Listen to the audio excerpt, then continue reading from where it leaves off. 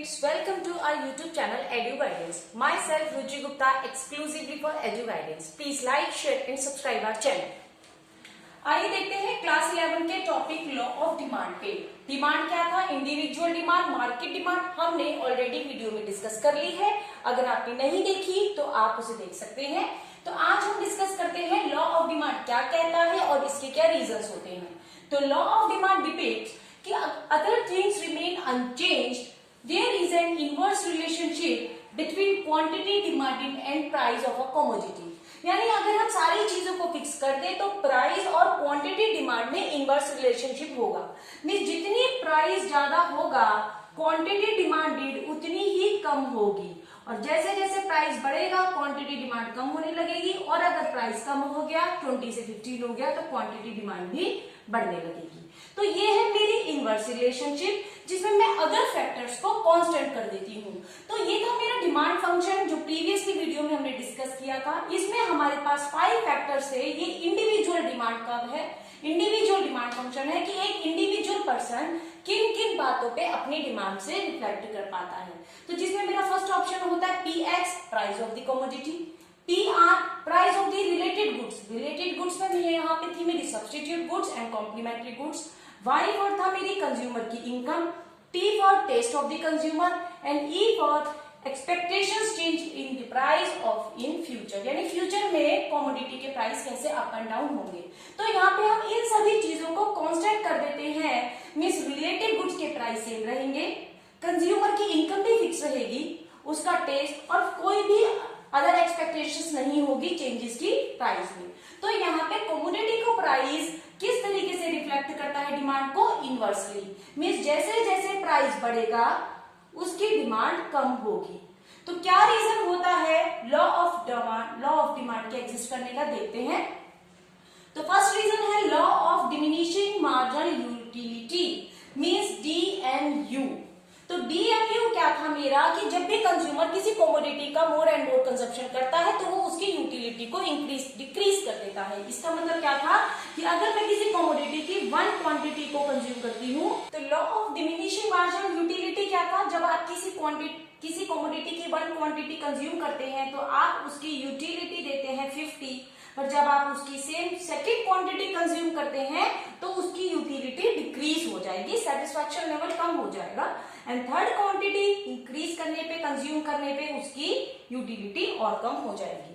तो यहाँ पे marginal diminishing law of utility ये बताता है कि अगर कंज्यूमर किसी कमोडिटी की मोर क्वांटिटी तभी कंज्यूम करेगा जब उसका प्राइस कम होगा।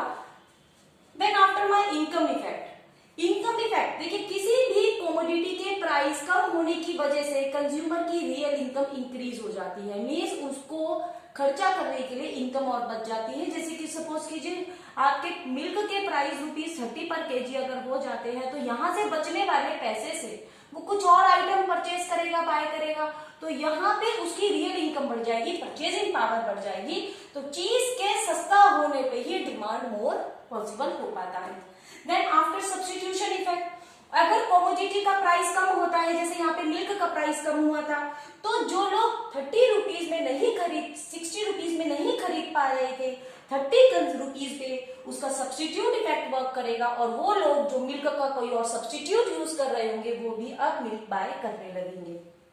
Then after size of the consumer group, जब हमारी कमोडिटी का प्राइस कम होता है तो वो लोग जो कंज्यूमर इस कमोडिटी को कंज्यूम नहीं कर पा रहे थे, उसको परचेज नहीं कर पा रहे थे, दे ऑल्सो स्टार्ट परचेजिंग, क्योंकि अब उनके बजट में आने लगा है, और हमारा जो कंज्यूमर का ग्रुप होता है, नंबर ऑफ कंज्यूमर्स इंक्रीज हो जाते हैं, and so the increment in the demand. And last is different uses, किसी भी आइटम के मल्टीपल यूजेस हो सकते हैं, जैसे मिल्क का हो सकता है, इससे चीज, बटर, मलाई कुछ भी बन सकता है। तो जब एक आइटम मेरा सस्ता हो जाता है तो हम इसके कंजप्शन रेशियो को बढ़ा देते हैं, हम और चीजों को भी इसमें यूज करने लगते हैं, और इसकी वजह से इनकी डिमांड बढ़ने लगती है। तो ये थे मेरे लॉ ऑफ डिमांड की वजह से इफेक्ट आता है। आइए समझते हैं लॉ ऑफ डिमांड के एक्सेप्शंस, मींस कहाँ लॉ ऑफ डिमांड हमारा फेल हो जाता है। Law of demand fails in the case of the article of distinctions, means वो चीजें जो विंटेज होती हैं, जिनकी क्वालिटी या फिर उनकी डिमांड सिर्फ इसीलिए होती है because they are too much expensive, जैसे राडो की घड़ी कह सकते हैं हम, या फिर हम विंटेज कार रोल्स रॉय कह सकते हैं, कुछ इस तरीके के आइटम्स या फिर कुछ फेमस पेंटर्स की पेंटिंग। आइए देखते हैं लॉ ऑफ डिमांड के एक्सेप्शंस कि कहां कहां लॉ ऑफ डिमांड हमारा फेल हो जाता है। लॉ ऑफ डिमांड क्या था हमारा, प्राइस एंड क्वांटिटी डिमांड में इनवर्स रिलेशनशिप मींस अगर आपका प्राइस कम होता है तो आपकी डिमांड बढ़ती है और आपका प्राइस बढ़ता है तो आपकी डिमांड कम हो जाती है कमोडिटी की। तो ये फेल हो जाता है in the case of article of distinctions. Distinctions की आपकी कौन सी चीजें होती है, आपकी विंटेज चीजें जैसे कि डायमंड्स हो गए आपके, या बहुत महंगी गाड़ियां हो गई, पेंटिंग हो गई, कोई एंटीक चीज हो गई, ऐसी चीजों की वैल्यू ही इसीलिए है because they are highly expensive. और अगर ऐसे चीजों के प्राइस में फॉल हो जाए तो उनकी डिमांड भी कम हो जाएगी। जैसे रोल्स रॉय गाड़ी को खरीदना या महंगी गाड़ी रोडो को खरीदना या किसी भी तरीके का प्रीशियस डायमंड, स्टोन्स, पेंटिंग, मूर्तियां, एंटीक्स, उनकी डिमांड सिर्फ इसलिए because they are highly expensive और उनकी डिमांड तभी तक रहेगी जब तक वो महंगी रहेंगी। सस्ते होते ही वो कॉमन हो जाएंगी और क्लास उसको खरीदना बंद कर देगी। Then after my giving goods, giving goods are highly inferior goods.